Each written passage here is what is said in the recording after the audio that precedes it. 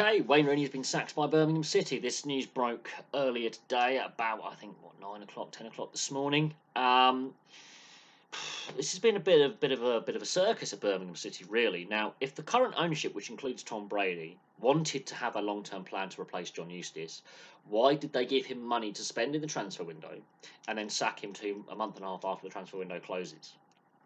If they were planning to go in a different direction, why did they not go in a different direction in the summer? That is the first mistake I think this ownership group have made. Second mistake is sacking John Eustace when the team are winning. I believe they won his last game in charge, and then they sack him on the 9th of October. On the 11th, Rooney's appointed. It took 6 games to get their first win. I think they lost 4 or 5 in a row. I think there was a draw in there, but it took them 6 games to get the first win. I think they only won 2 games in total with him as manager. They got 10 points from 15 games with Rooney in charge. It has been a disaster. There's no sugarcoating it. This has not been a good spell in management for Wayne Rooney. But then you look at his stats at Derby, and ironically, they are better than people realise. And the situation at Derby is completely different to the situation at Birmingham City. If the points deduction isn't added to them, he keeps them up both seasons. But that's neither here nor there. He goes over to the MLS to coach. People criticise him for that. I didn't. I think that was a brave decision to go to a weaker league system, but go overseas to develop his managerial skills and his coaching skills. There's no doubt in my mind that Wayne Rooney could be very, very good as an assistant or a forwards coach or a set play coach or an assistant to another manager or another head coach. I don't think head coaching or management is, as the main guy, I don't think he's suited to it personally. I still think he could be, giving to the game in some way, in some kind of coaching capacity. But I think he hasn't really done the assistant's job long enough. Some great managers spent a long time as an assistant, really learning the ropes. He was rushed in at Derby as a player coach. So part-time player, part-time assistant to, I think, Philip Cocu. Then he's thrown in as the player manager. Then he goes into full-time management at Derby. They sort of rushed him a little bit. I think if he was given a bit more time as an assistant at a more stable club, we might see Wayne Rooney be a better manager. That's my opinion on that one.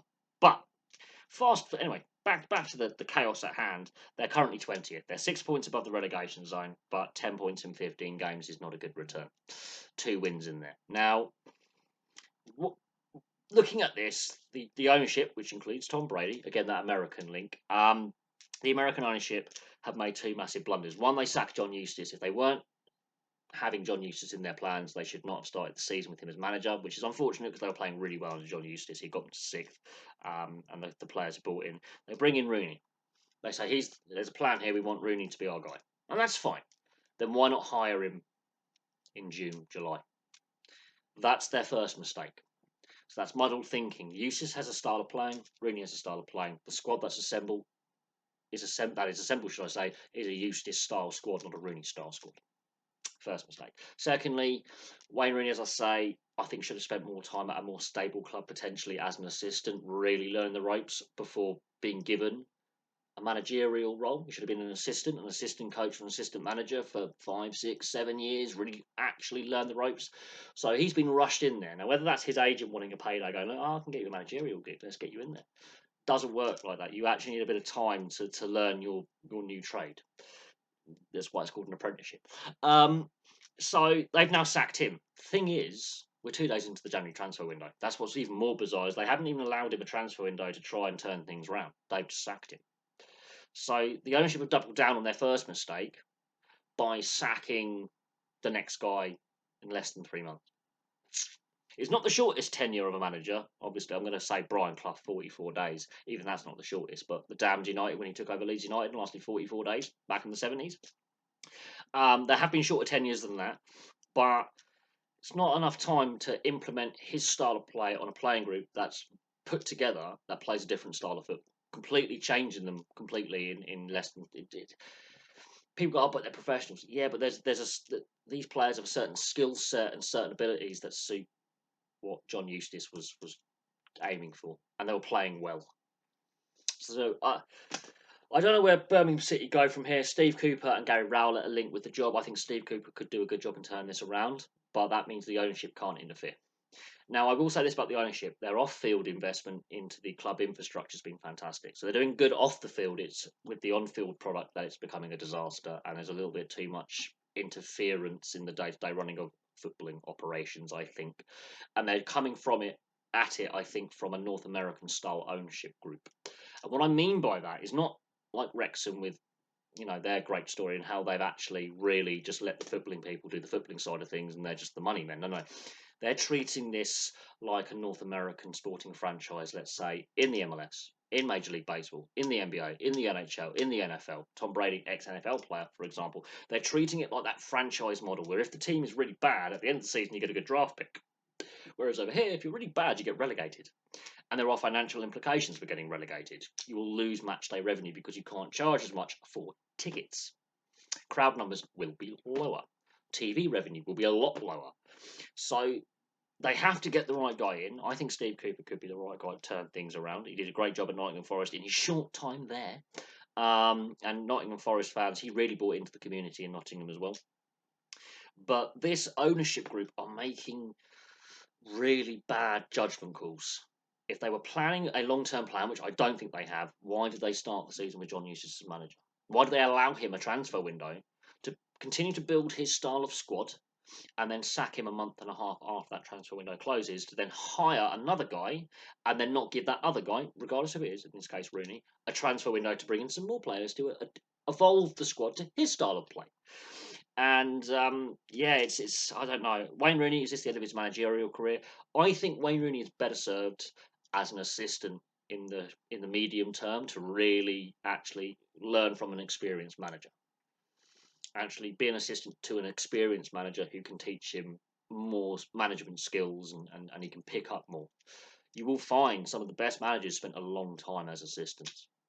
Some of the best managers spent a long, long time as an assistant manager or an assistant coach or a forwards coach or a defensive coach before going into that big step. I will also say this: superstar players or great players generally don't make great managers. That's another thing. It's more those average players that sat on the bench a lot or were squad players who see the game a bit differently because they're not playing every game in and out. They're maybe up in the stands, they're maybe up in the press box.